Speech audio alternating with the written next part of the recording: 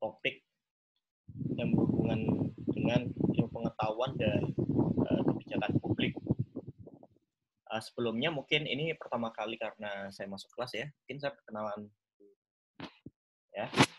Bagi yang belum pernah masuk ke kelas saya, nama saya Agi Nugroho Sugiono.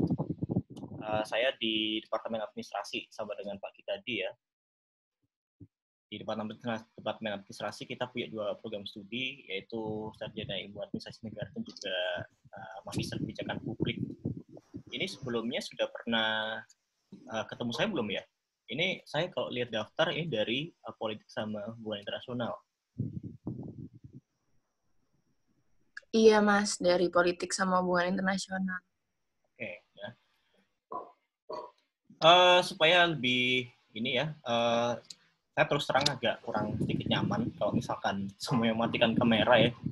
Saya nggak tahu kalian di belakang itu apakah nyalakan komputer aja atau udah bukan nyimak ya. Jadi bagi mereka yang saya kira menggunakan WiFi, jadi nggak ada masalah terkait kuota, bisa dinyalakan mikrofonnya ya. Hari ini kita akan coba kuliah dengan interaktif. Karena saya nanti akan membagi kalian ke dalam beberapa breakout rooms ya. Sebelumnya sudah pernah pakai fitur breakout rooms belum? Sudah pernah ikut dosen yang pakai fitur breakout rooms? Belum, Pak. Belum Mas. Belum ya? Oke. Mungkin ini juga bisa dicoba buat adik-adik sekalian ya.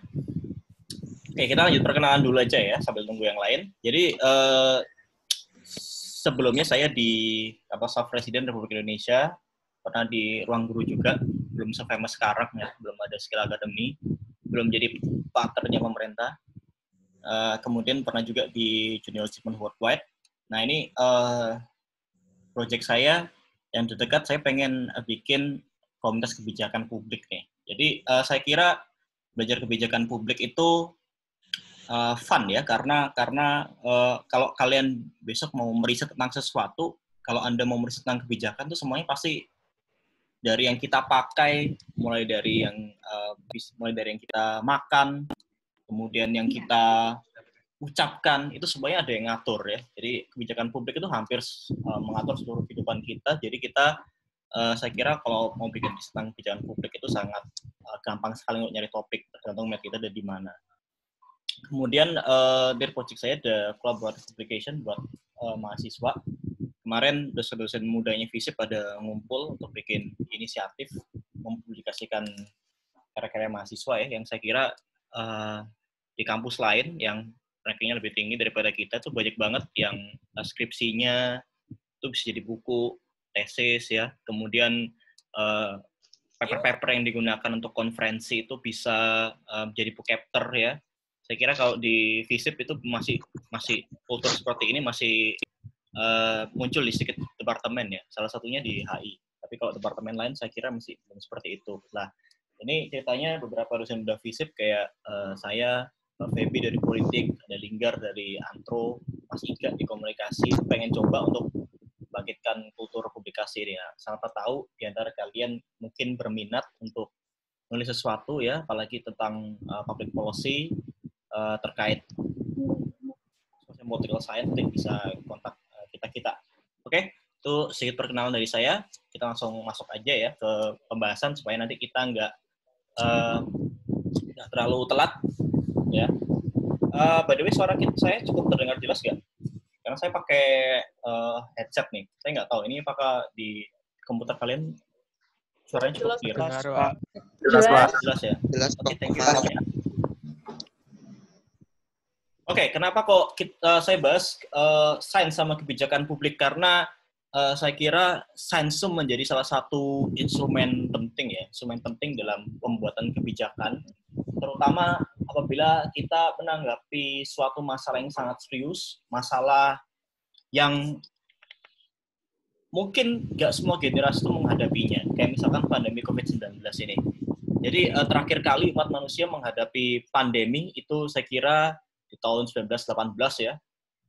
1918 itu berarti kira-kira bahkan nenek Anda belum lahir tahun segitu. Mungkin buyut Anda lahir 1918 ketika menghadapi Spanish flu. Nah, untuk dealing with something problem seperti pandemi ya, disaster, kemudian terkait kalau misalnya di ekonomi terkait resesi, itu kita butuh yang namanya sains, ya.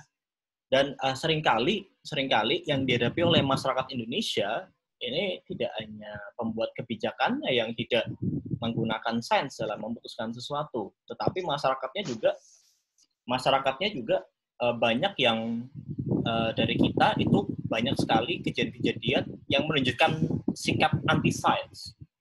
Saya kasih contoh, misalkan sikap anti sains itu seperti menolak vaksin. Sorry to say untuk para kaum penolak vaksin, itu menurut saya suatu sikap yang sangat anti sains ya. Kalau di USA banyak climate change denial, ya. Para orang yang nggak percaya soal climate change juga sikap anti sains. Belum lagi misalkan kemarin ini juga sempat heboh ya, ada anggota KPAI yang bilang bahwa kalau kita renang beda jenis kelamin, ada cewek dan cowok. Itu kemudian kalau cowoknya mengeluarkan sperma di kolam renang nanti bisa hamil karena spermanya bisa renang di dalam kolam tuh ya. Itu salah satu pernyataan yang sangat anti sains juga yang dikeluarkan oleh pembuat kebijakan kita, ya. Oke, itu sedikit gambaran. Nah, sekarang saya pengen nanti teman-teman, saya akan menggunakan fitur breakout rooms. Apa itu breakout rooms? Jadi ini kan kelasnya besar banget. Sedangkan saya pengen Anda semua berpartisipasi aktif supaya diskusi kita, ngobrol kita sambil nunggu buka puasa ini lebih berjalan dengan interaktif ya. Jadi nanti saya akan menggunakan breakout rooms. Itu adalah fitur yang memungkinkan kelas ini dipecah menjadi ruangan-ruangan kecil.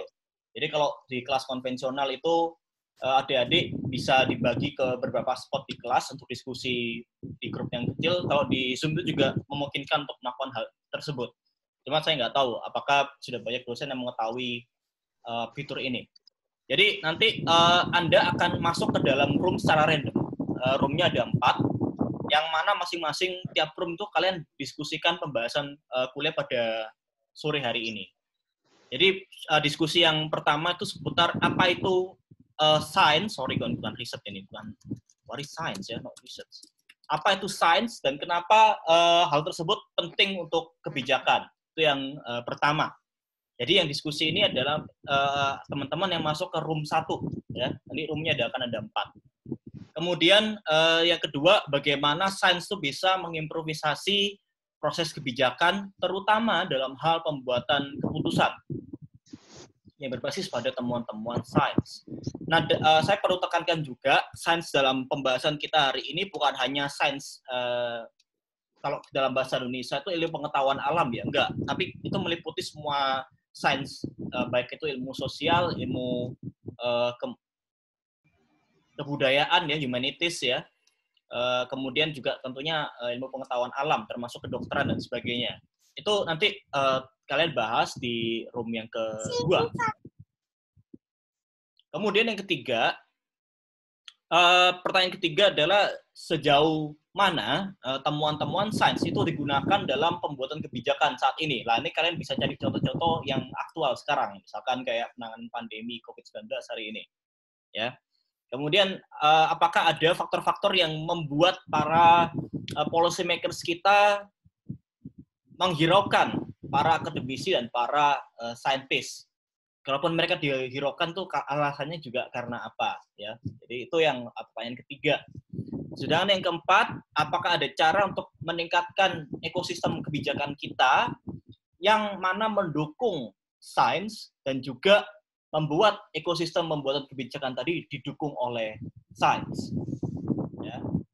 Nah, waktu kalian adalah 30 menit, ya. Nanti lecture-nya supaya lecture ini nggak boring ya, dan saya nggak ngomong terus. Nanti tiap pembahasannya kita bahas satu-satu dengan kalian juga menanggapi dari temuan dari diskusi kalian. Ya, harapannya bisa seperti itu. Nanti di akhir sesi saya punya satu salindia atau slide yang kosong, masih blank. Jadi summary ini silakan Anda tulis di situ ya. Jadi Anda lah yang nanti menentukan summary dari pertemuan ini apa, supaya saya juga tahu kira-kira learning outcome yang kalian capai ketika pertemuan ini apa gitu ya. Oke, sampai sini cukup jelas nggak instruksi saya? Siap, jelas, Pak. Oke, jelas ya. Kalau gitu saya bagi ke 4 room secara random. Teman-teman silakan berdiskusi tergantung topiknya. Saya bagi sekarang ya.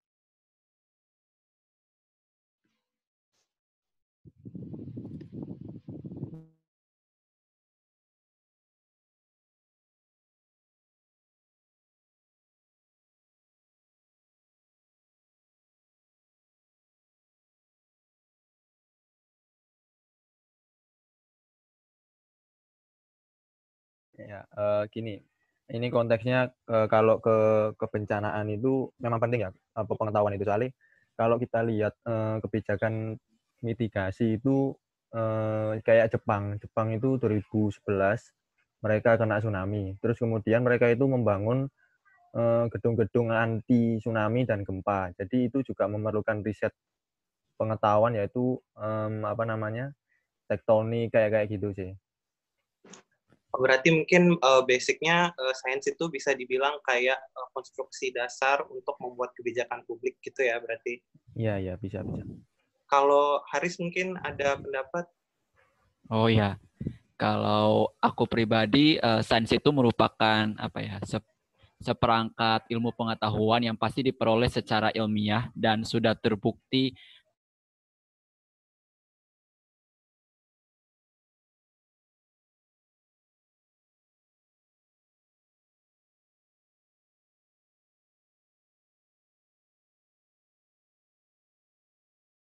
Sorry, kalau misalkan waktunya saya persingkat karena saya lupa ini bulan puasa ya, jadi supaya nanti buka puasanya juga.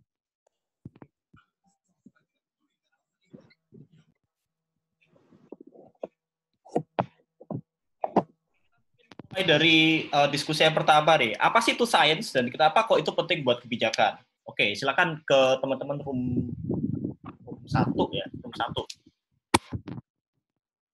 Mungkin untuk menyampaikan hasil diskusi yang tentang apa itu sains, saya mau minta bantuannya Haris. Haris bisa bantu untuk jawab apa itu sains. Nanti yang keduanya saya bisa bantu jawab. Oh ya, baik, terima kasih waktunya. Singkat aja ya Pak ya. Tadi berdasarkan hasil diskusi kami, sains itu merupakan seperangkat ilmu pengetahuan yang diperoleh karena pengujian, karena penelitian yang berulang-ulang di lapangan berdasarkan metodologi ilmiah, sehingga kemudian dia dapatkan suatu hasil yang dapat kemudian dijadikan acuan dalam proses pembuatan kebijakan, kira-kira seperti itu Pak. Jadi disusun berdasarkan metodologi ilmiah, sudah diuji berkali-kali dan dapat digunakan sebagai acuan.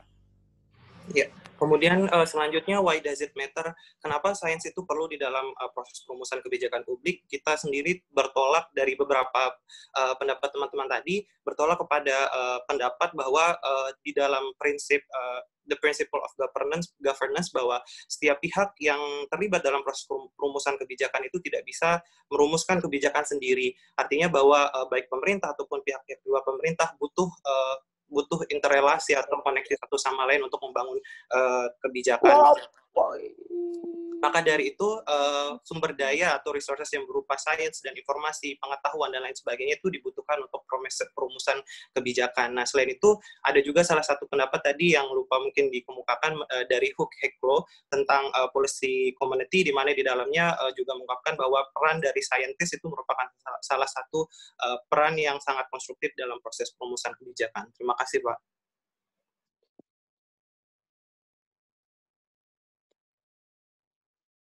Tambahan lagi?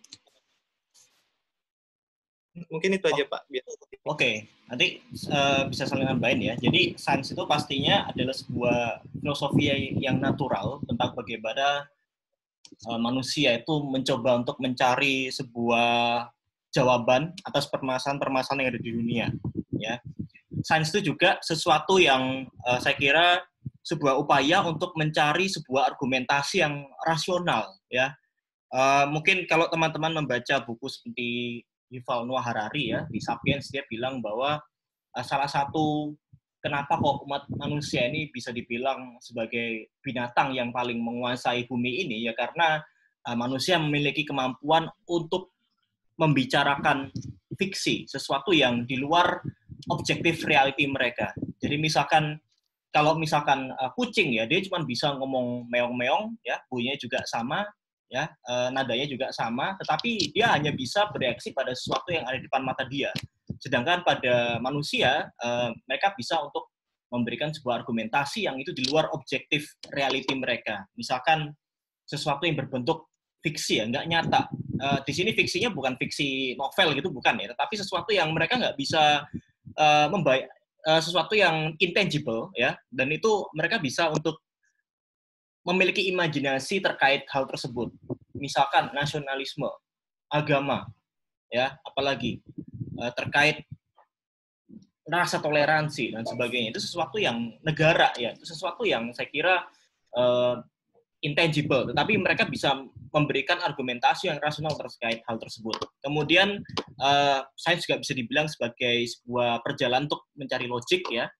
Dan poin keempat di sini saya ingin menekankan bahwa sains itu tidak beroperasi pada sesuatu yang konsensus. Jadi sains itu tidak mengikuti pendapat dari aliran populisme, yang mana sains itu tidak tergantung pada apa yang menjadi keinginan masyarakat banyak. Enggak, karena sains itu bisa juga berlawanan dengan keinginan orang-orang pada umumnya. Ya, misalkan sesuatu yang tidak enak ya, sesuatu tidak enak seperti makanan atau lain sebagainya, itu saya kira sesuatu yang nggak bisa sains punya independensi untuk berpikir ya. Jadi kalau sains punya independensi untuk berpikir, maka para saintis dan juga akademisi itu bisa untuk menulis apa saja yang menurut mereka menarik, dan itu kadang-kadang is not enjoyed by many ya, meskipun itu sesuatu yang tidak dinikmati oleh orang banyak. Kemudian knowledge is political and science is not free value. Jadi tergantung juga, sains itu juga tergantung situasi politik, yang mana pengetahuan itu kadang sometimes ditentukan mana yang benar, mana yang salah oleh otoritas. Jadi misalkan Indonesia nih ya, Indonesia dengan sejarahnya ya, kita bisa melihat bagaimana dulu di era Pak Harto, saya kira ya, di era Pak Harto, orang itu bisa menerjemahkan komunisme sebagai aliran yang ateis. Ya. Sosialisme itu jahat, ya. PKI harus dibantai. Ya. Jadi nggak bebas value, tergantung juga pada situasi politik yang mana ketika penguasa itu menginginkan temuan-temuan sains menjadi sesuatu yang mendukung negara, maka semacam ada pembelokan terkait kebenaran di situ. Ya. Sama juga di era Adolf Hitler, semua para saintis Jerman itu didorong untuk membuat sebuah propaganda yang baru ya. Oke, kemudian sains itu sifatnya skepticism dan cynical. Bukan dalam arti yang jelek ya, bukan sinis, bukan dalam arti nyinyir, itu bukan. Tapi sains itu harus bersikap skeptis. Ya, jadi kita nggak bisa untuk menerima sesuatu itu mentah-mentah. Tetapi kita harus benar-benar mencari bukti. Kita harus punya sikap skeptis bahwa kita harus bisa membuktikan sebuah teori tersebut. Kita harus membuktikan dengan metode-metode yang ilmiah, ya, ataupun relevansi-relevansi yang baru yang mana pengetahuan di masa lalu itu tidak terdapat referensi seperti itu. Oke? Nah, ini ada sebuah quote dari Leon Festinger, seorang psikolog di Stanford University. Dia bilang bahwa manusia yang punya kepercayaan adalah manusia yang sulit untuk berubah. Ya, mereka akan dengan gampangnya tidak setuju sama kalian, ya, walaupun kalian menunjukkan berbagai macam fakta, berbagai macam figur, tetapi kalau misalkan dia tidak setuju dengan pendapat kalian, maka dia juga tidak akan mendengarkan kalian, ya. An appeal to logic and he fails to see your point. Jadi Leon Festinger ini adalah seorang akademisi yang menemukan teori disonansi kognitif, yang mana terjadi banyak di masyarakat kita bahwa sesuatu yang tidak sesuai dengan kesukaan mereka, itu mereka akan tolak. Contohnya, misalkan merokok itu tidak baik untuk kesehatan. That's the general universal fact terkait temuan sains soal rokok. Tetapi bagi para perokok, ya, mereka selalu selalu mencoba untuk mencari pembenaran bahwa rokok itu menyehatkan, maka dengan merokok kita akan dapat apa dan sebagainya, ya. Termasuk juga di pandemi COVID-19 ini, saya juga pernah menemukan artikel yang bilang bahwa orang yang merokok itu risiko terkena COVID-nya juga semakin kecil. Jadi mereka semacam mencari sebuah pembenaran yang tidak saintifik, karena basically mereka prefer pada kesukaan mereka. Itu yang disebut sebagai cognitive dissonance. Nah, bagaimana kalau misalkan kebijakan itu tidak berdasarkan pada sains, ya? Sekali lagi, sains di sini saya bilang adalah ilmu secara keseluruhan, ya. Jadi bukan hanya IPA, tapi juga ilmu sosial, ilmu matematika, dengan ilmu komputer, ya. Yang pertama, kebijakan tanpa sains hanya menghasilkan sebuah teori yang ngawur, ya, poor theoretical engagement. Misalkan kalau kita berenang dan sama jenis, maka sperma kita juga bisa berenang dan bisa menghamili orang. It's so crazy, ya. Saya kira itu sesuatu yang gila, dan banyak juga teori-teori yang itu membuat masyarakat kita semacam mengentengkan sebuah fenomena. I will give you example. Misalkan di awal masa pandemi COVID-19 di Indonesia, itu Wakil Presiden pernah bilang bahwa Indonesia orangnya kebal-kebal terhadap penyakit COVID-19 karena tiap hari kita membaca doa kunut. Don't get me wrong, ya. Bukan berarti dengan doa kunut itu sesuatu yang jelek, enggak. Karena doa kunut mungkin bisa mendekatkan diri kita kepada Tuhan. Tetapi kalau itu diucapkan oleh para pembuat kebijakan, otomatis mereka yang menjadi followers dari para pemimpin ini akan mengikuti saran yang tidak sesuai dengan temuan saintifik, yang tidak sesuai dengan realita. Alhasil, hari ini kita mungkin berita kemarin saya juga masih lihat masih banyak orang yang ngetek untuk sholat tarawih. Itu ya mungkin salah satunya sebuah akumulasi dari apa yang diucapkan para policy makers kita, ya. Ini saya tidak tahu kalian berada di mana, tapi saya berada di Surabaya, dan Surabaya besok sudah mulai PSBB, harusnya semua pada sepi.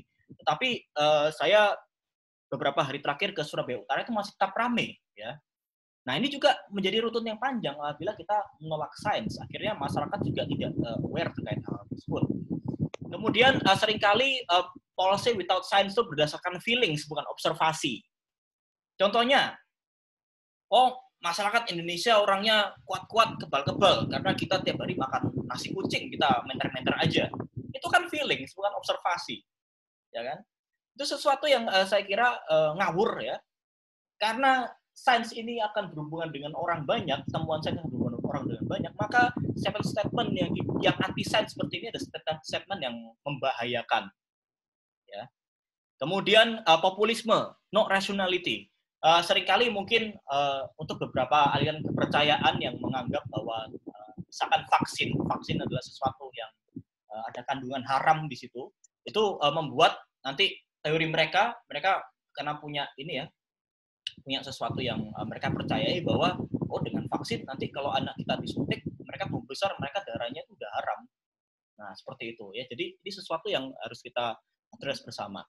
Kemudian jadi banyak juga kalau kita agak berdasar pada sains itu apapun yang diucapkan oleh pembuat kebijakan itu seringkali dogmatic atau mythical, ya. Dan itu tidak bisa dihubungkan secara saintifik. Nah, kelemahannya ada sebuah buku yang ditulis oleh Tom Nichols, seorang akademisi di Oxford. Dia bilang bahwa demokrasi itu salah satu yang membuat bagaimana pertumbuhan masyarakat anti sains itu juga semakin banyak nih. Karena dengan era seperti sekarang orang bisa ngomong banyak hal, mereka punya platform sendiri-sendiri, sehingga ketika mereka bilang sesuatu, mereka juga ada wadahnya dan ada masanya ya. Apalagi para influencer-influencer kita yang kurang bertanggung jawab, para buzzer-buzzer yang ngomong sesuatu yang nggak bersumber saintifik, yang malah justru akan menyesatkan masyarakat ya. Jadi in politics, academic and researcher have been put aside in political favor. Jadi seringkali ya, nanti kita bahas juga kenapa kok para saintis, para akademisi itu juga nggak populer secara politik. Sampai sini room 1 mau nambahin lagi? Oke, kita lanjut lagi ya. Ini Tom Nichols ya, yang tadi saya ceritakan ya.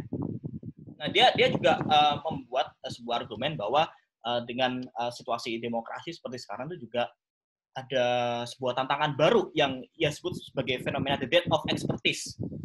Jadi merasa nggak mungkin teman-teman yang sekarang bermain sosial media itu ya, itu setiap kali ada masalah baru ya, entah masalah soal COVID ini, entah masalah sebelumnya soal ekonomi, kalian selalu menemukan para ahli-ahli di dalam timeline kalian ya, entah di timeline Twitter, entah timeline Instagram ya, yang itu sebenarnya digambarkan oleh Tom Nichols sebagai fenomena the death of expertise ya. Karena bagi fenomena sekarang ini kita masuk era post-truth ya, yang mana kita jadi sulit sekali untuk mencari sebuah kebenaran, dan itu didukung oleh sistem yang demokratik. Karena menurut dia, if people think vaccine are harmful, then it is undemocratic and elitist to contradict them. Nah, itu yang dia bilang nih, Tom Nichols nih. Tom Nichols juga dalam bukunya mempunyai beberapa poin yang menarik ya. Yang pertama, ini camkan juga ke kalian nih, karena kalian di sini adalah bagian dari epistemic community, kalian akademisi, maka kalian juga harus dalam berperan untuk bisa untuk menerjemahkan bahasa-bahasa kebijakan yang bisa dimengerti oleh masyarakat banyak. Misalkan dia bilang bahwa sistem universitas sekarang, sistem pendidikan tinggi itu banyak yang di satu sisi kuantitasnya semakin banyak sarjana, tetapi kualitasnya semakin menurun. Ya, apalagi ini lagi terjadi di Indonesia dan dia dikritik juga oleh Tom Nichols. Tom Nichols bilang bahwa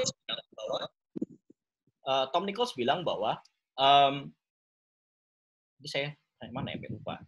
Tom Nichols bilang bahwa sekarang dengan adanya wacana untuk membuat pendidikan tinggi diarahkan kepada industri, misalkan seperti sekarang ya. Jadi semua jurusan itu akan diarahkan sesuai dengan job market yang available sekarang. Jadi bukan lagi mencetak pemikir, bukan lagi mencetak filosofer di pendidikan tinggi, tapi kita mencetak masyarakat siap kerja. Ya. Nah, itu juga menurunkan kualitas pemikiran kritis dan juga pemikiran yang saintifik kalau menurut Tom Nichols.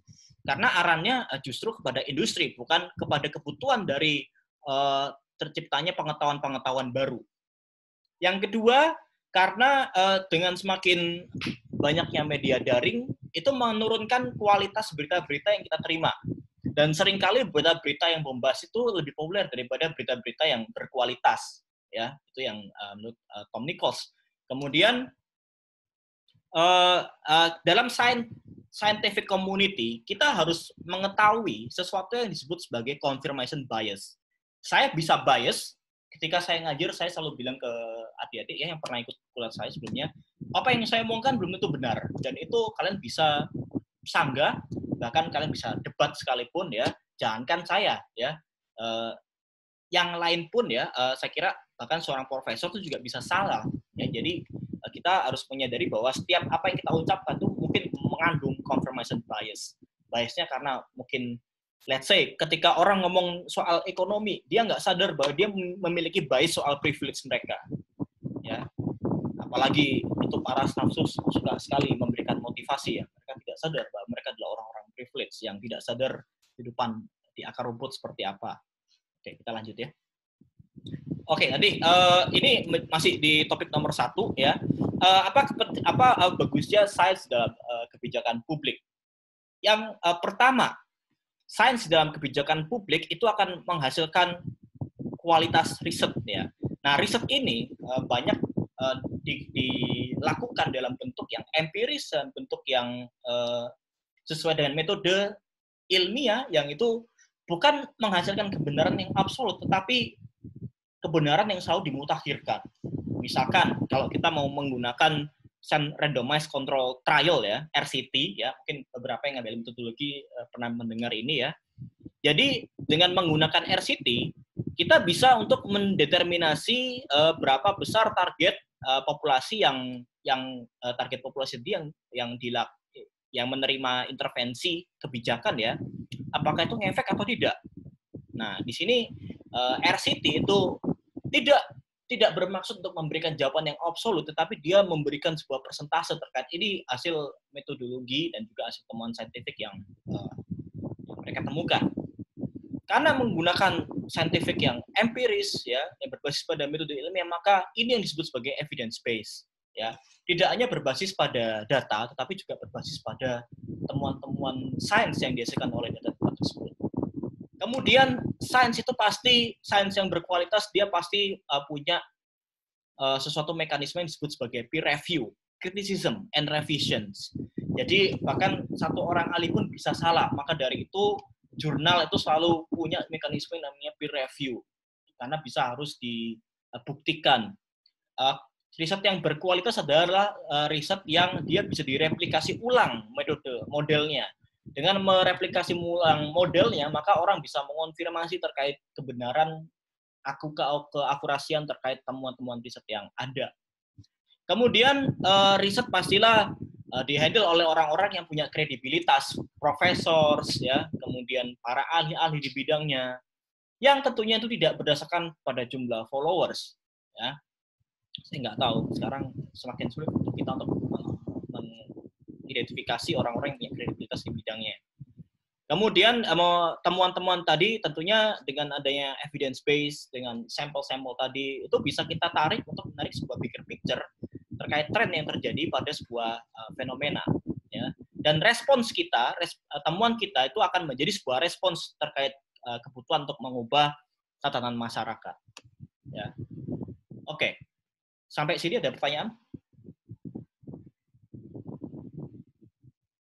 Nah, apakah evidence base itu punya kelemahan? Saya kira enggak, karena saya kira masih punya kelemahan evidence base itu. Karena apa? Ini misalkan ada profesor yang terkenal di public policy namanya Paul Carney ya. Paul Carney dia bilang bahwa evidence based policy making itu sekarang menjadi sebuah political slogan, menjadi the new normal. Tetapi kalau ya, kita berpikir secara ilmiah, kita tidak akan pernah mencapai sebuah proporsi evidence base yang standar, karena basically riset itu pastilah memerlukan sebuah waktu ya, mempunyai keterbatasan dana, keterbatasan terkait pengolahan data ya. Jadi seringkali evidence base ini adalah sebuah model pembuatan kebijakan yang kadang-kadang diklaim oleh para policy makers bahwa mereka sudah mengumpulkan cukup bukti. Padahal kalau kita seringkali lihat banyak sekali kebijakan-kebijakan yang saya kira itu tidak dibuka ke publik terkait evidence-nya. Jadi evidence-nya tidak dibuka ke publik. Ya, oke. Sampai sini ada pertanyaan nggak?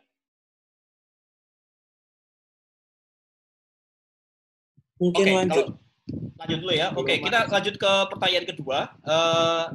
Bagaimana kalau teman-teman kalian seperti apa? Bagaimana sains itu bisa mengimprovisasi policy proses dan decision making? Silakan ke kelompok room kedua untuk menanggapi.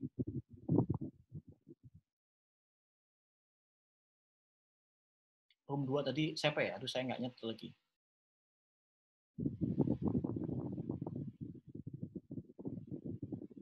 Jadi kalau nggak salah room 2 itu. Selamat sore Mas. Jadi menurut diskusi kami tadi, menurut pendapat beberapa teman-teman, intinya kami menyimpulkan bahwa ilmu pengetahuan itu nantinya akan memberikan opsi baru dalam pembuatan kebijakan publik. Nah, selain itu juga akan dapat meningkatkan kepercayaan dari masyarakat sendiri.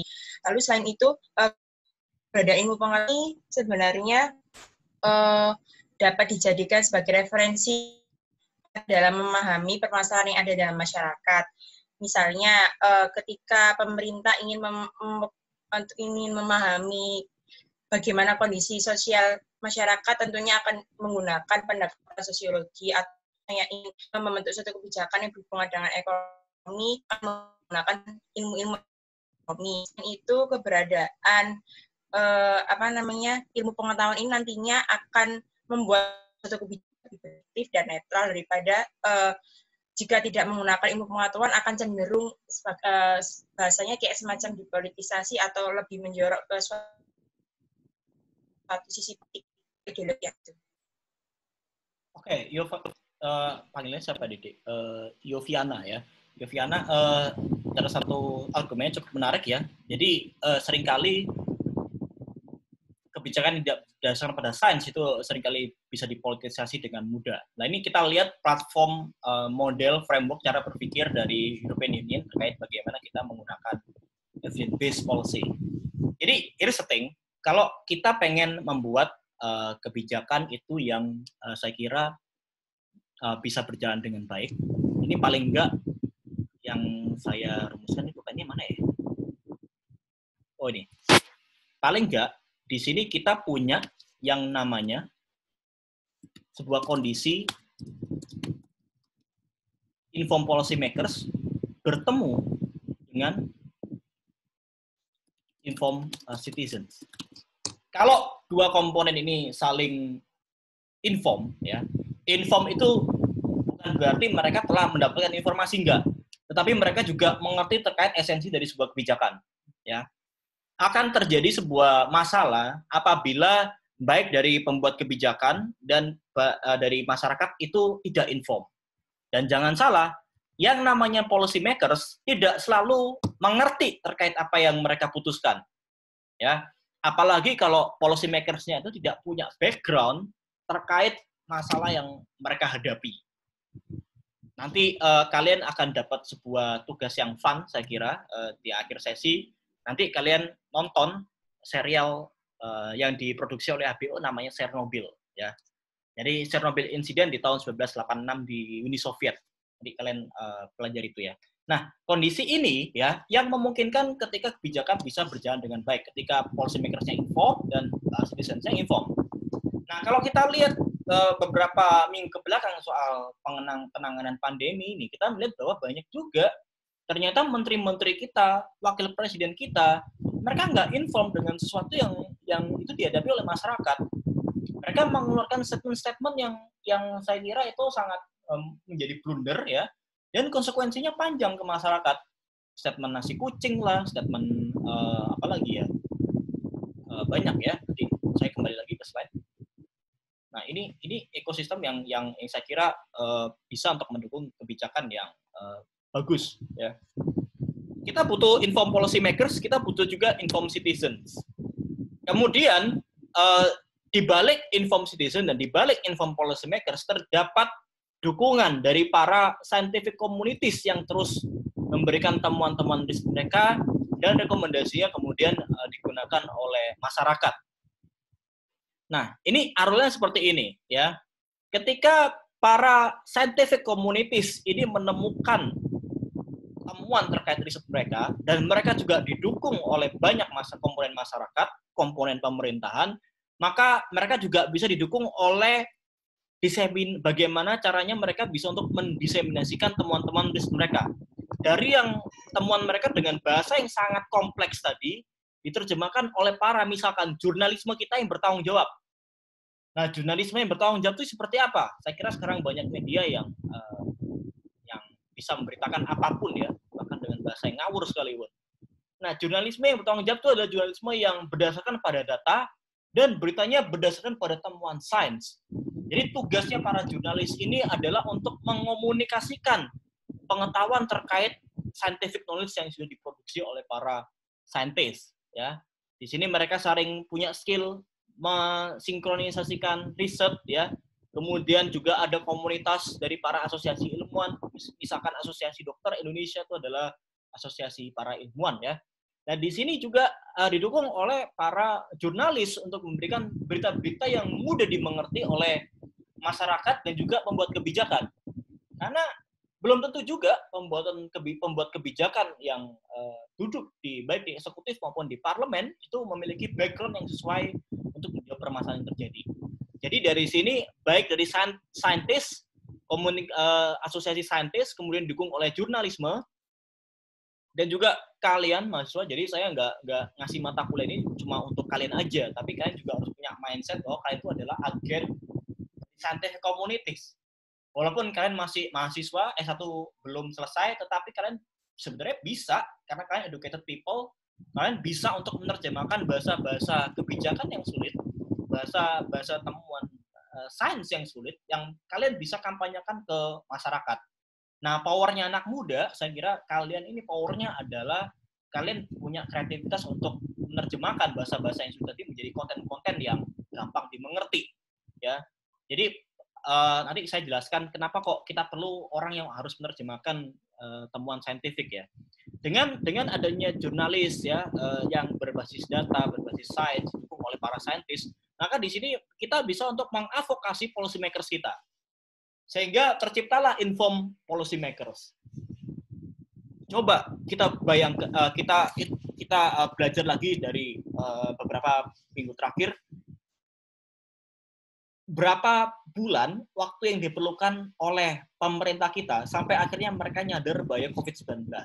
Sampai akhirnya mereka memutuskan untuk membuat kebijakan PSBB atau ya sebenarnya nggak jauh beda dengan lockdown. Ya, berapa bulan? Ya, yang itu sangat disayangkan ya, yang sangat disayangkan itu bisa dibilang mereka cukup terlambat ya, mereka cukup terlambat, dan selagi mereka terlambat dan kemudian memutuskan sesuatu, sudah berapa banyak nyawa yang melayang ya. Kita bisa lihat nama penyakit ini, COVID-19, ada kata 19 di situ, yang berarti sebenarnya kejadian ini sudah berlangsung di tahun lalu. Saya kira di akhir tahun, di sekitar bulan Oktober, November ya, berita terkait penyakit di Tiongkok ini adalah berita yang saya kira semua orang juga punya aksesnya. Semua orang juga punya awareness data tersebut. Tetapi awareness bagi mereka untuk melihat penyakit ini adalah sesuatu yang sangat berbahaya, itu butuh waktu berbulan-bulan. Dan selagi seluruh pemerintah dunia ini menunggu terkait adanya keputusan tegas, detik ini saya kira data dari website ya, saya lupa nama website, ini saya kasih. Nah, itu korban meninggal detik ini sudah mencapai 200.000 jiwa orang melayang. Dan sudah ada 6-7 negara yang sudah memiliki angka death rates di atas Tiongkok. Yang mana Tiongkok adalah negara pertama yang mengalami kejadian COVID-19 ini. Tetapi sebagai negara pertama yang mengalami kejadian ini, sangat wajar juga bagi mereka yang tahu punya first hand experience terkait bahayanya penyakit ini. Dan kemudian mereka memutuskan lockdown yang baru diikuti beberapa bulan setelahnya oleh negara-negara lain di dunia. Ya. Jadi, untuk membuat policy makers kita inform itu membutuhkan banyak effort, membutuhkan banyak aktor agar mereka sadar dan harus melakukan sesuatu sebelum terlambat, ya. Nah, policy makers punya kemampuan untuk memaksa engaging citizen and stakeholders karena mereka bisa perintahkan mereka, ya. Dan don't get me wrong, apakah temuan saintifik ini harus diberikan pada ilmuwan, kepada para pembuat kebijakan yang punya background sains? Enggak juga. Kita harus bisa untuk menggandeng semua lapisan masyarakat, termasuk lapisan masyarakat yang nggak ada hubungan dengan sains, tapi punya modal sosial yang besar supaya mereka didengarkan oleh masyarakat. Contohnya, mungkin ada yang bisa menjawab kenapa kok pemerintah salah satu strateginya adalah untuk strategi penanganan COVID ini adalah mengontak beberapa ulama dan juga organisasi keagamaan terbesar di Indonesia. Mungkin ada yang bisa menjawab. Kenapa kok mereka penting? Saya mau coba menjawab, Mas. Ya, karena menurut saya masyarakat di Indonesia ini mereka lebih merasa dekat dengan orang-orang seperti tokoh-tokoh seperti pemuka agama, lalu influencer dan lain-lain. Sehingga kalau misalnya pemerintah bisa bekerja sama dengan para ulama, dengan influencer untuk menyebarkan awareness tentang COVID ini, masyarakat mungkin akan lebih menerima daripada kalau pemerintah langsung turun hanya melakukan ini sendirian seperti itu. Terima kasih Mbak Intan. Jadi itu juga maksud saya. Jadi kita harus sadar bahwa masyarakat kita, not everybody listen to government. Not everybody, jangankan pemerintah ya, dengerin para orang yang punya ahli langsung di bidangnya aja nggak dengerin mereka ya. Tetapi mereka dengerin di daerah-daerah yang saya kira sangat konservatif. Mereka lebih dengar para ulama mereka. Nah, itulah kenapa inform policy makers juga harus bisa menggandeng banyak pihak untuk segera membantu mereka agar terlaksananya PSBB ini bisa semakin berjalan dengan yang diharapkan. Nah, kalau kita melihat kondisi sekarang, apakah menurut kalian citizens kita sudah inform terkait penyakit ini? Di daerah kalian masing-masing, mungkin ada yang mau cerita 1-2 menit lah. Sudah informkah masyarakat kita? Saya mau cerita, Mas. Ya, Mas Afan silakan. Ya terima kasih. Jadi saya itu di Mojokerto, Mas. Sekarang posisinya di sekitar rumah saya itu tiga rumah. Dari rumah saya itu ada 3 keluarga ODP. Dan ya baru kemarin itu mereka dikasih status ODP, tapi tidak semacam pemerintahan desa sendiri itu tidak mau membuka akses ini, tidak mau membuka bukti ini kepada pemerintah yang lebih tinggi atau kecamatan itu sendiri. Nah, sehingga hal ini pun orang-orang yang terkena ODP ini sendiri, dia menurut saya tidak merupakan orang yang informed citizen ya. Soalnya larangan-larangan yang diberikan kepada dia itu semuanya itu ditolak semua gitu loh. Bahkan kemarin masih ikut traweh dan sebagainya, masih melakukan aktivitas di tempat-tempat publik. Dan itu cukup merasakan warga yang mana informed citizen. Soalnya nggak semua warga itu mengetahui seberapa urgennya sih pandemi COVID-19 ini. Karena ya begitulah, masih banyak yang menganggap menyepelekan ini. Dan mungkin kalau menurut saya pandangannya itu karena COVID-19 ini lebih ke contagious daripada ke deadly-nya gitu. Karena dari contagious itu sendiri mereka itu kayak terlena, sehingga kalau ini cuman mitigasi aja, cuman bukan mengobatinya, tapi kayak lebih ke persiapannya. COVID kan belum sampai sini, jadi kita nggak perlu persiapan. Jadi kayak anggapan seperti itu, mereka masih mendominasi di sini sih, Mas. Jadi kalau menurut saya sih, informasinya itu lebih ke penyakit itu, pandangannya itu penyakit itu sakit saat datang, tapi kalau belum datang ya nggak perlu dirisaukan gitu sih, Mas. Terima kasih.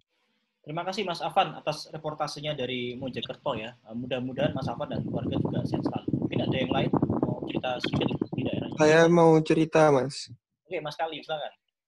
Jadi pada terawih hari pertama itu, pasca terawih itu, saya merasa bosan, Mas, di rumah. Akhirnya saya ngajak orang tua itu untuk jalan-jalan keliling Surabaya. Dan saya ke daerah Ampel, terus ke timur itu sampai Kenjeran, akhirnya balik ke barat sampai Citraland, gitu, Mas.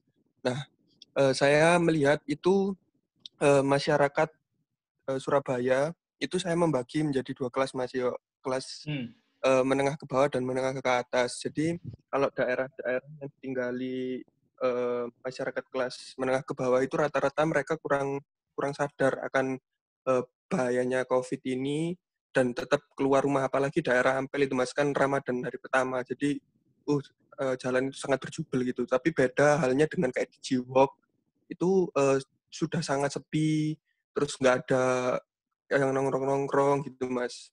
Ini kurang lebih itu sih, Mas. Kesadarannya antar kelas ekonomi itu berbeda. Terima kasih.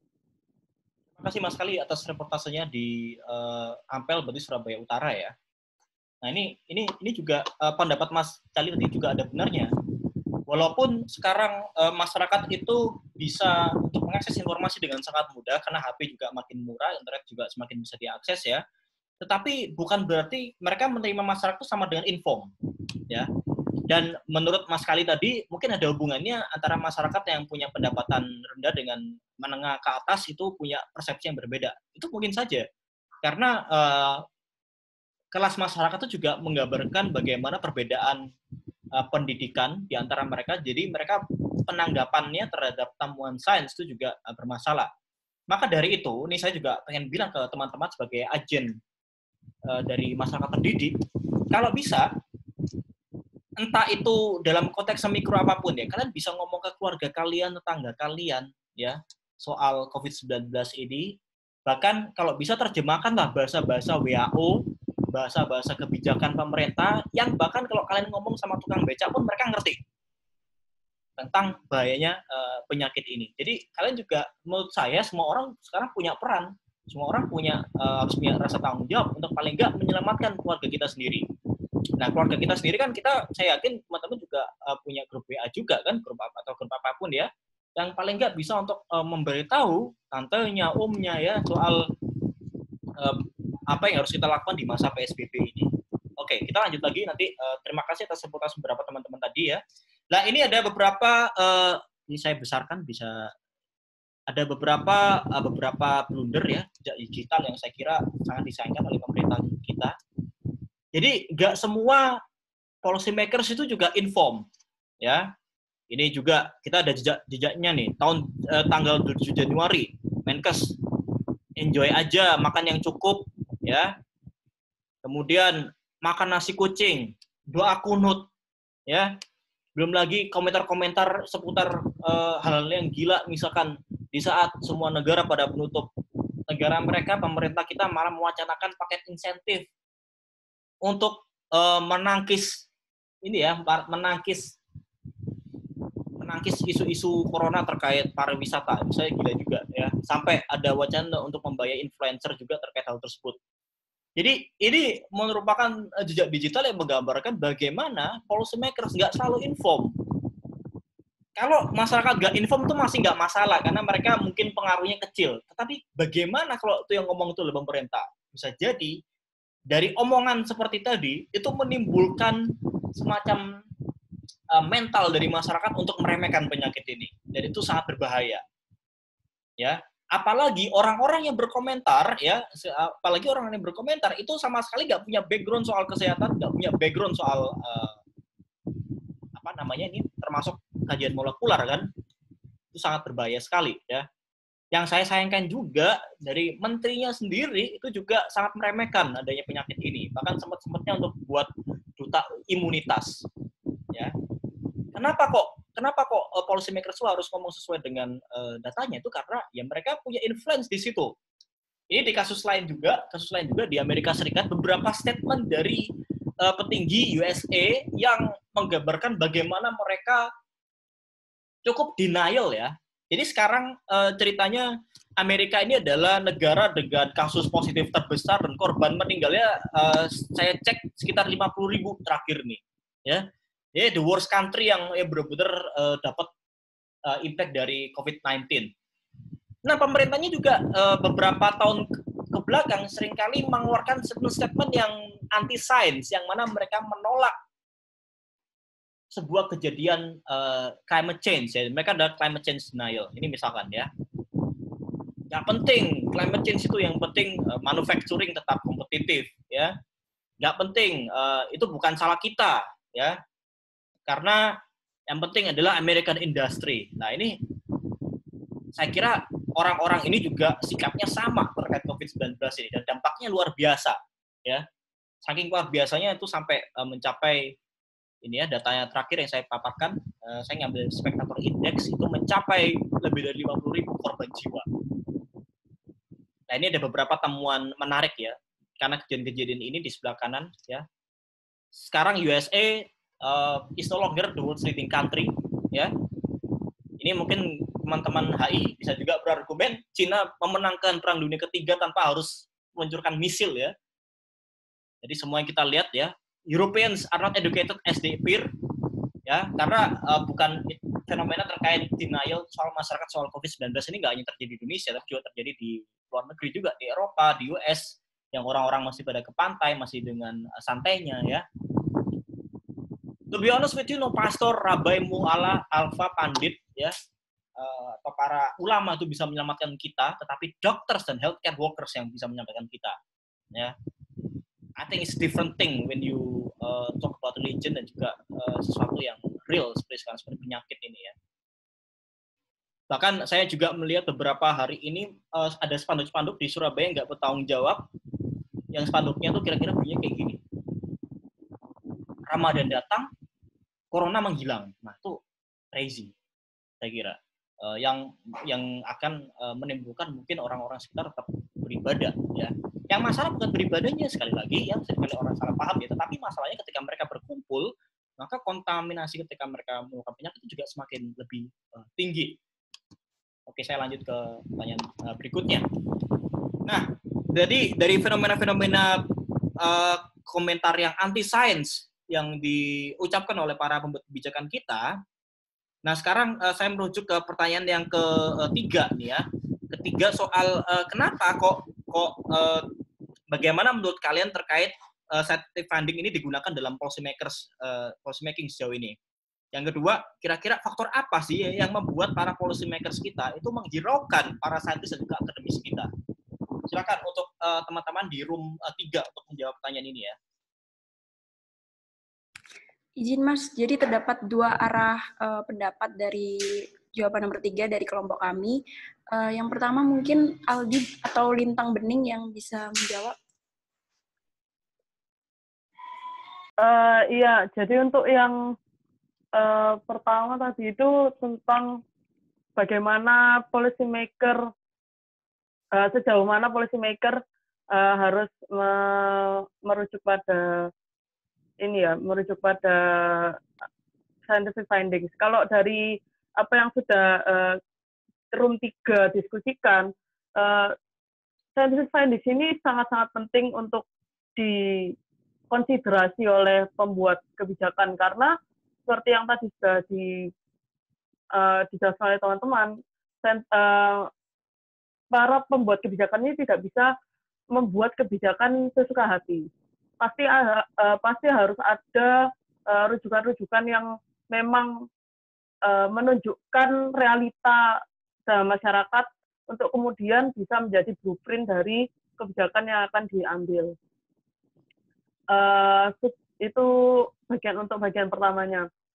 Tadi kami juga ada beberapa jawaban bahwa scientific findings yang digunakan oleh pemerintah ini tidak hanya mencakup scientific findings dari ranah tertentu seperti IPA saja atau IPS saja, tapi lebih mengarah pada scientific findings yang memang pada saat itu diperlukan oleh pemerintah untuk menyesuaikan kebijakan yang akan mereka buat, seperti itu untuk pertanyaan pertama.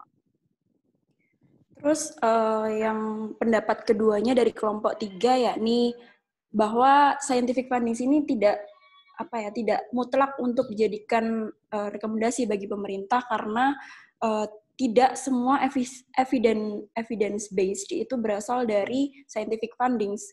Bisa juga dari ideologi, intuisi, pengalaman, terus adanya opini publik, karena ini menyangkut kebijakan yang diarahkan ke publik atau masyarakat, sehingga scientific findings kadang tidak menjadi hal yang sangat mutlak dan menjadi hal yang tidak terlalu penting bagi pembuat kebijakan. Dan berdasarkan juga menurut Cook, yakni tujuan utama politisi adalah lebih agar dipilih kembali daripada menghargai evidence atau bukti. Dan juga ditambah dengan Kogan, pemerintah akan berupaya melegitimasi kebijakan-kebijakannya dengan mengacu pada gagasan tentang pengambilan keputusan berbasis bukti. Jadi ada dua arah pendapat dari sejauh mana scientific findings ini digunakan dalam pembuatan kebijakan. Karena tidak semua scientific findings ini cukup memiliki kualitas yang memadai sebagai sumber bukti bagi proses penyusunan kebijakan. Begitu, Mas. Terima kasih. Oke, terima kasih Mbak Mei sama Lintang ya.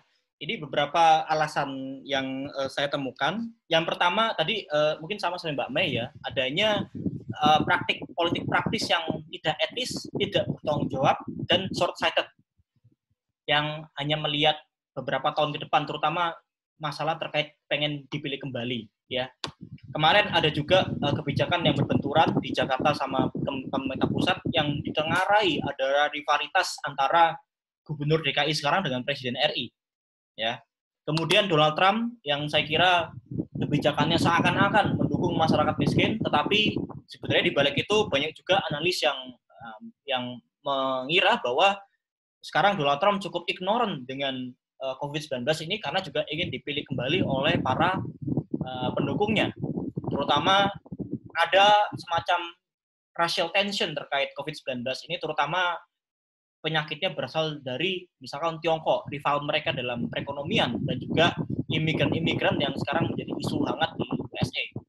Kemudian yang kedua, karena kenapa kok policy makers itu dihiraukan? Karena yang pertama nggak ada transparansi dan partisipasi dalam proses di pemerintahan. Saya kira gini, perbedaan kita dengan negara-negara yang menerapkan keterbukaan itu sangat jauh berbeda, ya. Seperti misalkan kalau di Singapura, perbedaan data corona ini, ya, keterbukaan itu sangat berbeda. Kalau kita cuma dapat statistiknya, kalau di Singapura tuh bahkan mereka sampai buka terkait linkage atau keterhubungan antar kasus. Jadi misalkan Singapura nih merilis sebuah kasus corona baru, katakanlah kasus nomor 245.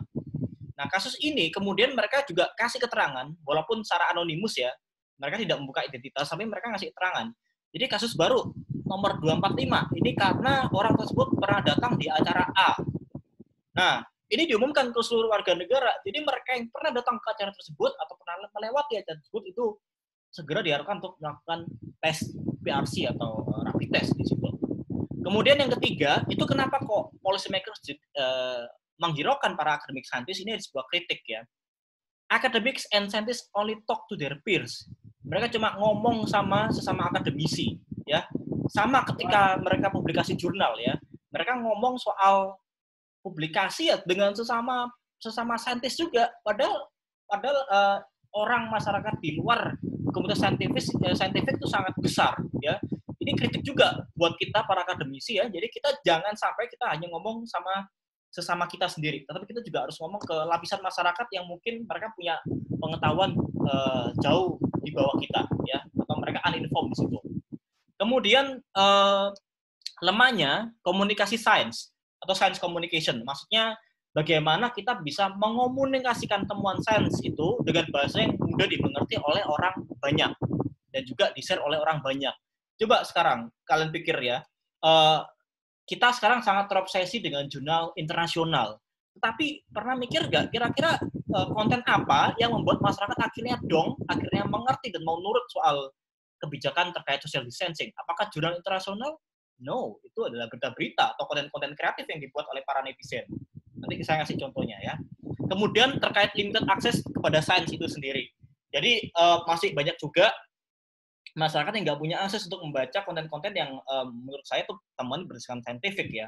Banyak juga karena kapitalisme sains itu yang menghasilkan orang-orang nggak bisa mengakses pengetahuan. Ya. Maka di sini juga pentingnya gerakan open science untuk hal tersebut. Ini ada beberapa contoh kenapa kok orang itu sangat denial sama sains ya. Ada beberapa kasus. Yang pertama, fake experts. Ya, orang-orang para buzzer-buzzer atau orang-orang yang punya followers banyak ini seringkali ngomong ngawur sehingga beritanya yang disampaikan pun juga tidak benar ya. Seringkali mereka juga magnified minority ya. Jadi mereka mungkin karena ada kasus yang sebenarnya itu kasus outlier atau kasus yang nggak lazim di situ, tapi mereka semacam mencari pembenaran di situ ya. Misalkan terkait rokok tadi ya, kita bicarakan misalkan komunitas rokok ini adalah komunitas yang minoritas ya, tapi mereka mengglorifikasi mereka supaya merokok tuh fine-fine aja kok, malah menyehatkan dan sebagainya. Kan nggak jarang sekarang kita menemukan artikel yang bilang bahwa rokok itu malah bikin sehat. Kemudian logical fallacies, cara berpikir salah ya. Cara berpikir salah itu misalkan seperti red herring ya, misinterpretasi, langsung jumping ke conclusion atau false dichotomy. Karena waktunya singkat, mungkin saya langsung ke poin-poin pentingnya ya. Kemudian ekspektasi yang impossible, misalkan nih, dengan adanya kasus ratusan ribu kasus seperti sekarang, kalau kita ngomong corona selesai bulan depan itu sesuatu yang ekspektasi yang impossible, crazy itu, menurut saya justru menyesatkan ya. Kemudian cherry picking, jadi mereka hanya ngambil temuan sains yang mendukung kesukaan mereka, itu namanya cherry picking ya. Dan belum lagi para influencer kita tuh seringkali ngomong soal teori konspirasi. Akhir-akhir ini saya dengar ada beberapa teori konspirasi yang nggak masuk akal, seperti misalkan ternyata yang menemukan coronavirus itu adalah Bill Gates misalkan. Itu crazy menurut saya. Dan itu disebarkan oleh YouTubers yang viewersnya juga banyak. Ya. Nah, tadi saya ngomong tentang komunikasi sains ya. Pentingnya apa melakukan komunikasi sains? Itu yang pertama, ya, kita harus tahu bahwa sangat mungkin kebijakan kita itu ya dibuat berdasarkan tanpa bukti, ya. Dan kita sebagai scientific community harus memastikan bahwa kebijakan kita itu juga berbasis pada bukti, ya. Jadi kita nggak bisa membiarkan itu, maka kita harus kritis terkait hal tersebut. Ngomong-ngomong sudah mau maghrib, kalau misalkan ada yang mau ngambil takjil silakan ya. Tapi saya mohon izin untuk terus meneruskan kuliah ini karena juga tinggal sedikit. Jadi kalian sambil mendengarkan sambil ngambil juga nggak masalah, ya. Oke, kita lanjut ya. Kemudian riset itu is frame for academic journals dan policy development.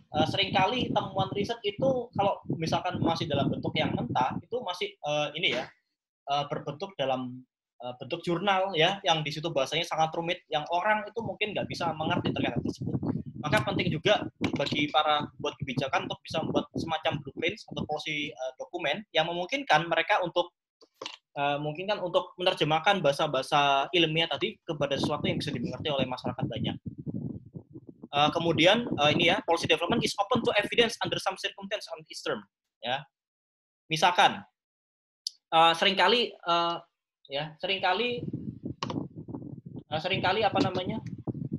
temuan sains itu nggak dihiraukan sampai terjadinya kejadian tersebut. Contoh, misalkan terkait tsunami Sulawesi tahun lalu.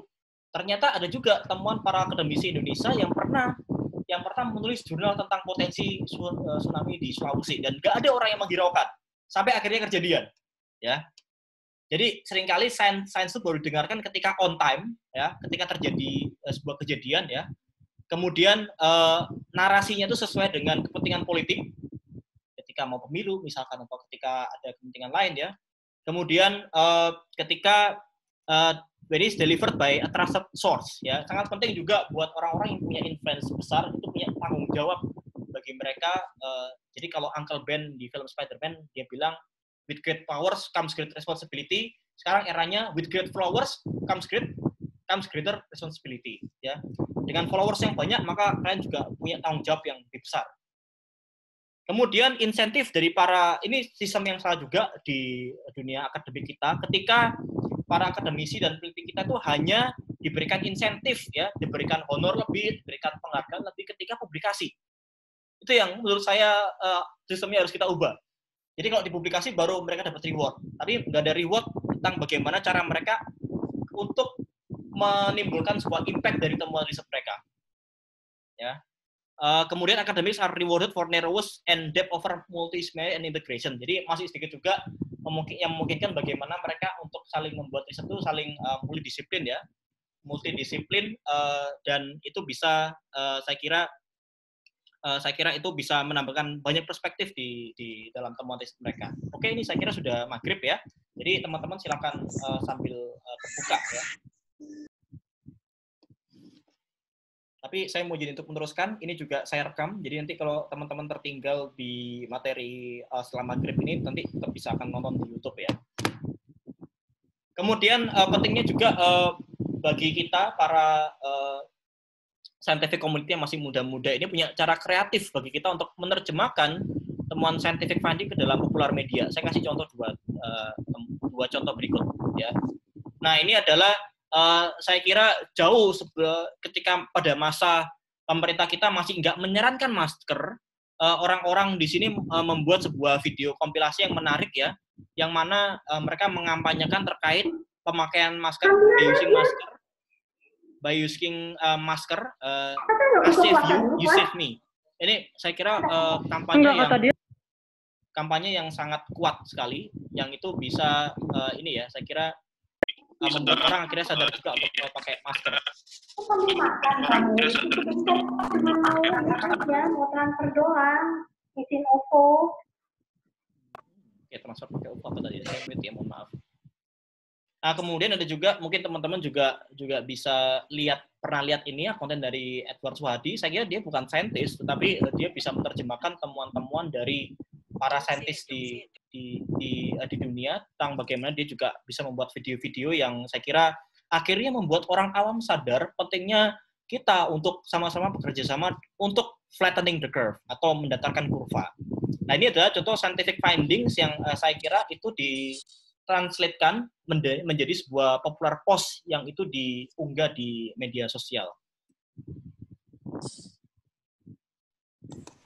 Oke, ini sebenarnya ranahnya kelompok room 4 ini. Tapi room 4 ada yang tidak berbuka nggak? Atau paling nggak sudah ini? Mungkin bisa ngasih temuan ininya.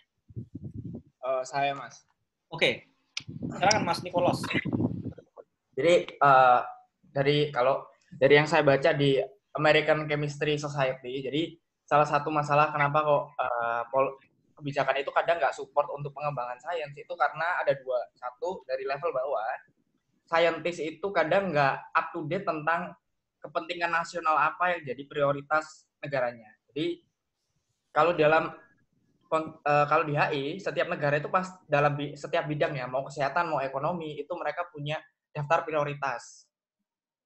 Nah, yang tidak banyak diketahui saintis adalah apa yang menjadi prioritas dari bidang kesehatan. Misal, kalau di Afrika, itu beberapa negara itu memprioritaskan bidang kesehatannya untuk membasmi malaria. Tapi ternyata temuan-temuan dari saintis itu malah menemukan alat-alat mendeteksi kanker. Nah, kan nggak nyambung. Nah, itulah yang membuat kenapa kok temuan-temuan saintis itu tidak dinotis.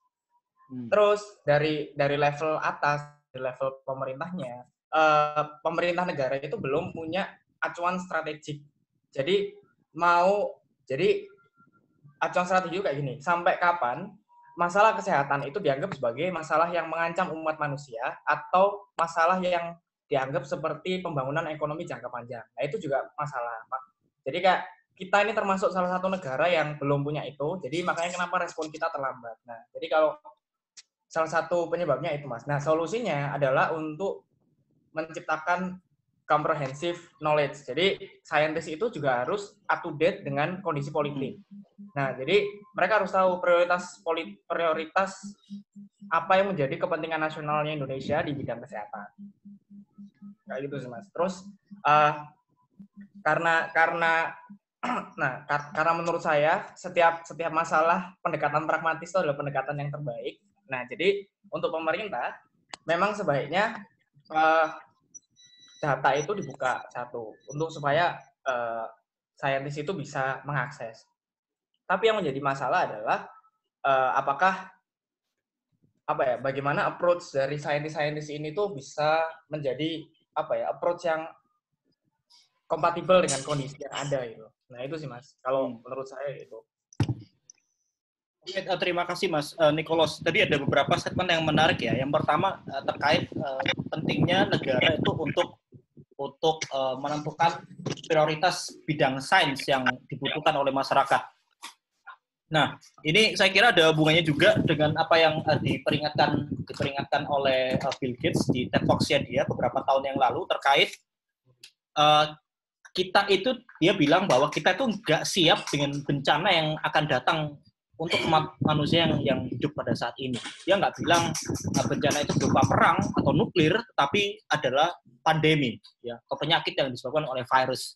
Nah, di situ Bill Gates juga bilang bahwa di video yang sudah beredar beberapa tahun lalu, dia bilang bahwa banyak negara yang nggak siap untuk menganggarkan anggarannya untuk menangani penyakit-penyakit yang menyebar dengan cepat seperti ini. Maka dari itu, saya juga setuju dengan ide Mas Nicholas tadi. Yang kedua, dengan semakin transparannya pemerintah untuk membuka data, membuka hasil riset, itu paling nggak secara politik juga mendukung terkait keterbukaan orang untuk kemudian berpartisipasi pada hasil riset tersebut, ya. Jadi ada konsep juga, mungkin kapan-kapan nanti saya akan banyak jelaskan terkait konsep open science, ya, yang mana di dalamnya itu, jadi sains itu akan bermanfaat kalau misalkan kita nggak hanya rilis hasilnya, tetapi juga rilis bahan mentahnya, seperti data mentahnya, seperti geografisnya. Jadi mentahnya juga dirilis. Kenapa? Supaya riset tersebut bisa direplikasi ulang.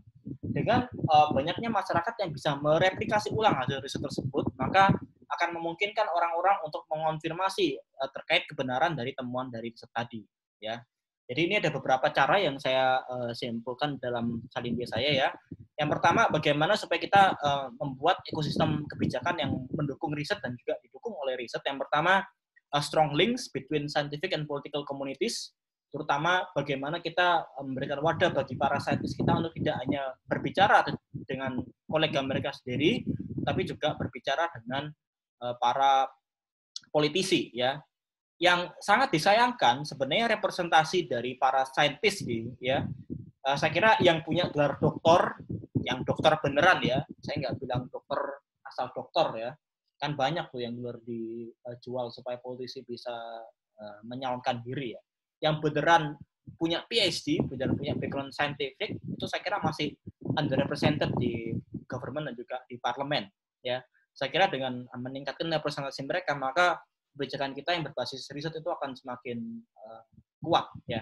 Kemudian investasi pada riset dan pendidikan itu nggak pernah salah ya. Jadi kita termasuk negara yang cukup kecil anggaran risetnya ya, yang seringkali sampai para peneliti kita tuh harus sampai ke luar negeri untuk menjalankan riset mereka gara-gara kita nggak dianggarkan gitu. Kemudian penting juga untuk meningkatkan multidisiplinary, jadi agar semuanya bisa saling memberikan masukan terkait temuan-temuan mereka. Kasus seperti COVID-19 ini tidak hanya kasus terkait bidang kesehatan, tapi juga kasus terkait ekonomi, kasus terkait kultur, kasus terkait sosial, dan sebagainya. Ya. Kemudian taking public communication seriously, jadi bagaimana kita juga harus punya cara untuk bisa mengomunikasikan hasil riset kita kepada masyarakat ya, untuk non-expert media. Ini saya masih sharing ini tampilan saya nggak ya? Oh, jangan-jangan nggak muncul. Oke. Tampilan saya masih slide kan ya? Ya, masih. Oke, kita lanjut lagi. Kemudian media juga punya role yang sangat penting untuk bagaimana menjadi bridging ya, menjembatani antara temuan riset dan juga mengadvokasi pemerintah. Karena untuk membuat kebijakan juga kadang-kadang jurnal itu nggak bakal kebaca juga oleh pembuat policy maker kita, tapi berita-berita yang singkat, berita-berita yang berbasis pada temuan-temuan terkini itu bisa mengadvokasi mereka untuk lebih lanjut. Terutama media-media besar, saya kira sekarang punya tanggung jawab lebih untuk lebih bisa memberikan konten-konten berita yang berbasis pada temuan riset. Yang terakhir adalah insentif untuk membuat semua science literacy untuk semua, baik itu policy makers atau juga citizens. Yang itu cara-caranya harus dilakukan secara kreatif dan teman-teman harus pikirkan bersama. Bisa seperti tadi membuat video-video yang kreatif ya. Saya kira sekarang banyak beredar video-video campaign yang itu berbasis pada temuan WHO terakhir, temuan riset terakhir, yang itu orang-orang jadi pada aware terkait bagaimana mereka menangani pandemi corona ini. Oke, yang terakhir soal ininya, soal tugasnya. Tugas saya seharusnya fun ini ya. Jadi teman-teman nanti nonton mini series yang berjudul Chernobyl ini ya, yang menceritakan terkait disaster nuklir Chernobyl pada tahun 1986 di Uni Soviet, tepatnya di Ukraina. Teman-teman bisa nanti tonton mini series ini sebanyak 5 episode, atau kalian baca novelnya. Tapi nggak usah dinyalain suara sama video, kita kan nggak usah dinyalain, nggak apa-apa. Jangan mau. Bentar Mas, kali saya matiin dulu. Oke, selesai. Jadi nanti teman-teman bisa tonton mini seriesnya atau kalian baca soal Chernobyl. Habis itu nanti saya habis ini akan langsung buka di aula terkait diskusi forum ya. Yang mana teman-teman nanti setelah nonton Chernobyl ini harus bisa memberikan lesson learn atau temuan kalian yang kira-kira berjumlah kurang lebih 250 kata, yang kemudian mengombinasikan apa yang kalian pahami soal Chernobyl ini dan hubungkan dengan literatur yang berhubungan dengan sains dan public policy. Kira-kira cukup jelas nggak? Jadi cukup 250 kata. Jelas, Mas. Oke, cukup jelas ya. Boleh Oke. Deadline-nya kapan ya, Pak? Ini minggu ke-11 atau minggu ke-10 ya? Yang ini ke-11. Mungkin nanti kalau minggu ke-12 kalian bisa nonton film ini sampai selesai nggak? Hanya 5 episode sih. Minggu depan ya, Mas? Atau 2 minggu lagi? Kayaknya 2 minggu, Mas. Karena minggu lalu kita masih dikasih tugas sama Pak siapa namanya? Pak Gitadi untuk review laporan WEF seperti itu. Oke. Jadi saya kira tugas saya cukup fun ya. Jadi nonton nih, kalian malah seneng nih. Apalagi filmnya bagus, salah satu film yang ratingnya tinggi di IMDb. Jadi saya kasih waktu 2 minggu aja. Tugas saya juga nggak banyak-banyak, jadi saya juga nggak ada waktu untuk baca semuanya. Jadi maksudnya saya baca, cuman untuk kalau misalkan tugasnya tulisan kalian banyak juga ya, saya juga nggak ada waktu untuk baca, saya rasional aja. Jadi 240 kata aja terkait. Jadi jangan cerita soal Chernobyl, tapi kalian langsung tanggapi kejadian di Chernobyl dan itu hubungan dengan literatur terkait sains dan juga public policy. Ya kan cukup jelas nggak? Izin Mas, ini mencari filmnya di Mencari filmnya bisa di HBO ya. Kalau ini ya, kalian bisa dapatkan filmnya di HBO atau menggunakan cara kreatif ya. Siapa? Ya, saya kira teman-teman sekarang juga punya cara kreatif untuk menemukan sumber-sumber film atau sumber-sumber buku. Jadi, nah itu saya kira teman seangkatan saling bantu lah untuk memberikan cara kreatif tadi. Oke, saya kira karena sudah buka, ini awalnya mau saya kasih semacam summary ya supaya teman-teman nanti bisa saling ngasih summary. Teman karena sudah berbuka, saya kira mungkin di skip aja. Ini adalah akademik referensi yang saya pakai ya untuk bukunya ini. Kemudian link beritanya ini yang cukup tinggal klik itu ada di sini ya. Nah ini saya banyak ngambil dari The Conversation, salah satu media yang memang berbasis pada temuan riset ya. Teman-teman sering-sering baca di sini. Oke, kalau nggak ada pertanyaan lagi, mungkin saya tutup dulu. Terima kasih atas partisipasinya dan selamat berbuka dan sampai ketemu lagi di kesempatan berikutnya. Assalamualaikum warahmatullahi wabarakatuh. Terima kasih Pak Agi. Pagi. Selamat malam Pak. Salam, Pak. Selamat berbuka Pak. Semuanya.